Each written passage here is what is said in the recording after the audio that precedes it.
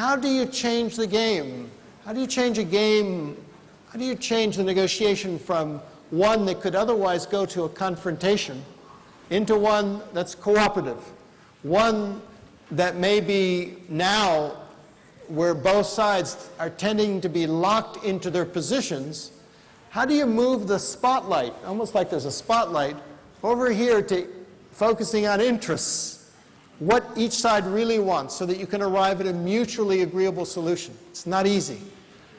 And so what I want to talk to you about is, normally, again, in the negotiations I've observed and participated in, people start over here. They start by being entrenched in their positions. And it's interesting. Imagine that you have a customer, for instance, who makes an unreasonable demand on you. They take an unreasonable position. They want you to cut your prices by 20%, whatever it is. Let's just imagine, okay, they take a position. You want them to focus on interest, but they take a position. So if they're unreasonable, our natural reaction to an unreasonable demand is to reject it, is to say no, is to reject that position. When you reject someone's position, what do they usually do? What do they usually do? Usually they dig further into their position.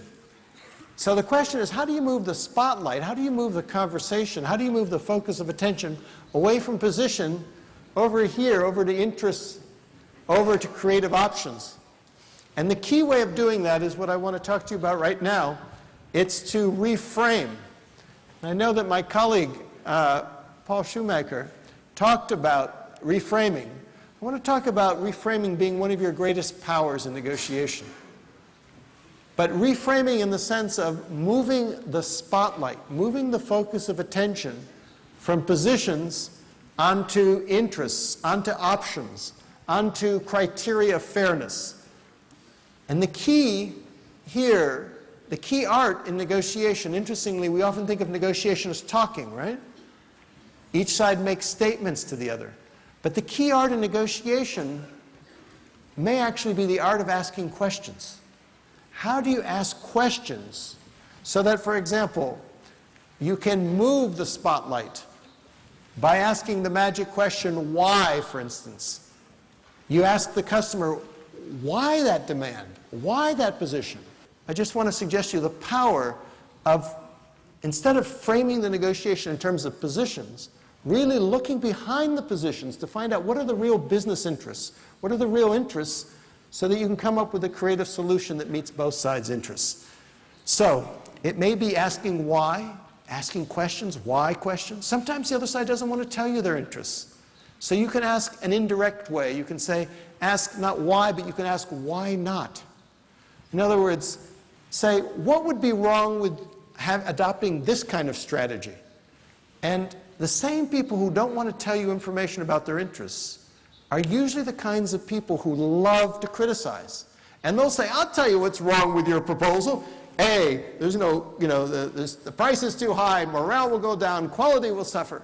What are they doing? In the form of criticism, of criticizing your proposal, they're giving you very valuable information about what are their true concerns, what are their interests. So just as customer grievances are some of the most valuable information that we as our companies can receive because it allows us to improve our services and improve our products, the same thing with negotiation. So instead of seeing criticism as a problem, invite criticism. Invite criticism of your proposals because it will help you improve them so that you can figure out how to meet your interests and address the other side's concerns too. Somehow when it comes to negotiation, we arrive with our position, the other side arrives with their position, and no one's talking about, are there 10 other ways of doing this? And yet we know that if we were to generate other ways, 10 other ways of doing it, we would end up with a better solution, better for us and better for the other side. Let me give you just one simple example. I was in Mexico some years ago, and I was talking with the director of the Mexican Children's Museum in Mexico City there. They faced a problem. They wanted to bring a Walt Disney film, an IMAX, to Mexico City. But Disney charges a lot of money for their films, a lot of money. And so they did a business plan, and they realized that they didn't want to make their tickets too high because they want to make it accessible to all the children of Mexico City. So they did a business plan, and they came up with a $200,000 deficit. So they could have said, well, the Disney product is just too expensive, let's forget it. But no, they said no. This is an opportunity to negotiate. This is an opportunity to be creative, to be innovative. So they went to Disney, and they said, tell me something, we'd be interested in bringing that film, the IMAX of Fantasia, to Mexico City. Would you be, are you planning to market this film? And Disney said, of course, we don't go into a country without doing a lot of marketing. They said, do you know what budget you have in mind for what you're marketing? And it was several $100,000. And they said, well, would you mind, we at the Children's Museum of Mexico City, we get a lot of free press coverage. We have excellent relations with the media. They love to come to see the children. I mean, it's just it's a magnet for media. They said, could we have the contract for marketing the film here in Mexico City? And in return for that, can we have a free copy of the film?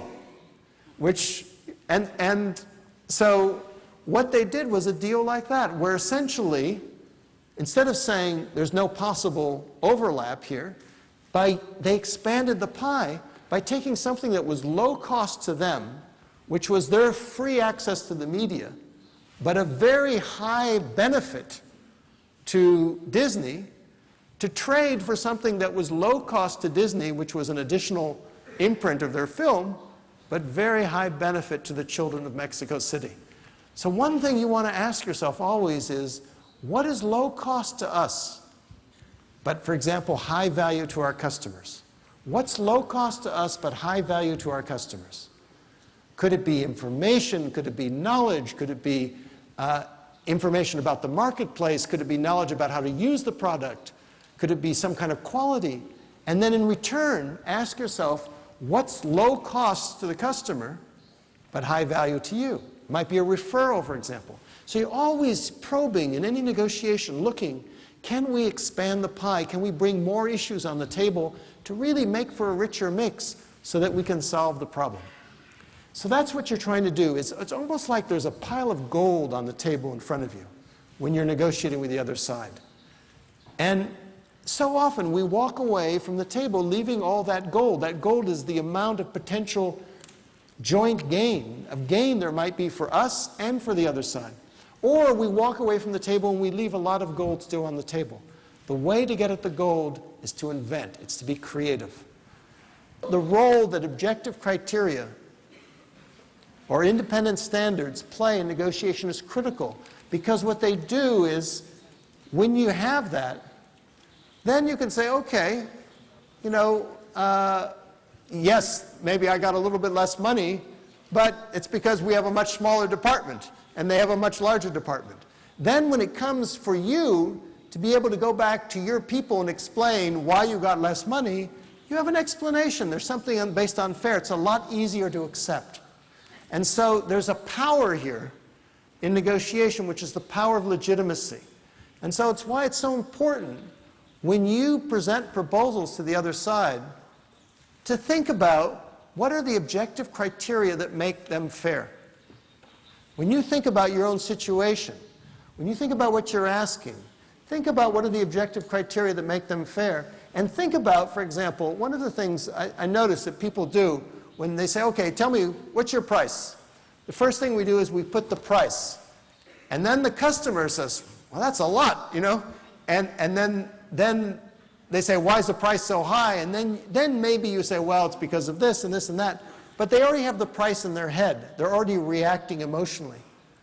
You may be better off in a negotiation putting the objective criteria first and saying, let me tell you how we get to the price. These are our costs. This is a quality thing. We do this, we do that, whatever. You go through the whole rationale, and then you say, and that's what gets us to this premium price. Then you have all that time to be able to persuade the other side that what you're about to present to them is fair. So again, when you think about negotiation, think about the power of independent standards, the power of objective criteria, because psychologically they transform a situation, a dilemma, that's in every single negotiation, which is, am I going to be taken advantage of? This fear, am I going to be taken advantage of? No one wants to make concessions. No one wants to give in just to the will of the other side, just because the other side says so. And so, once you have objective standards, then you can say, okay, I'm not giving in to the other side, I'm deferring to something that seems legitimate or fair. That's the market value. It's a lot easier for people to accept that, and it's a lot easier for them to go back and explain to their people why they accepted this deal. So again, something to think about here. In negotiation, you expand the pie, and then you divide up the pie by using independent standards. If you're trying to get to yes, one of the most important instruments you have in getting to yes, paradoxically, is the word no. Because in life, it's not just about getting to yes, it's about getting to the right yes, the yes that satisfies your interests. And I learned this lesson many years ago. After having written Getting to Yes, I was working and I was working on US-Soviet negotiations at that point, and I was looking for funding, and I had a meeting with the celebrated investor Warren Buffett. And I had breakfast with Mr. Buffett, and Mr. Buffett said to me, Warren Buffett said to me, he said, you know, I don't understand all this yes stuff. He said, in my line of business, the most important word is no. He said, what I do is I sit at my desk in Omaha and I look at one investment possibility after another, one investment deal after another, and I say, no, no, no. He said, I might look at 1,000 potential deals, say no, because I know exactly what I'm looking for. He said, and when I see exactly what I'm looking for, then I say yes. And he said, all I have to do is say yes to 5 or 6 good deals, and look at me, I'm a billionaire. So what the insight behind that to me is that oftentimes to get to the right yes, it requires us to be able to say no to the wrong deals. In order to say yes to our high priorities, in order to be strategic in our products and services, we often have to say no to a lot of other things in order to focus on what's really genuinely going to bring us that success. So no and yes are very much interlinked. No is the key word of strategic focus. In order, and particularly in today's times, when we're all so busy and there's so many possibilities coming at us in this new globalized, information-rich environment, the ability to say no, to discern, to say no to some things in order to say yes to others. That's what's key here.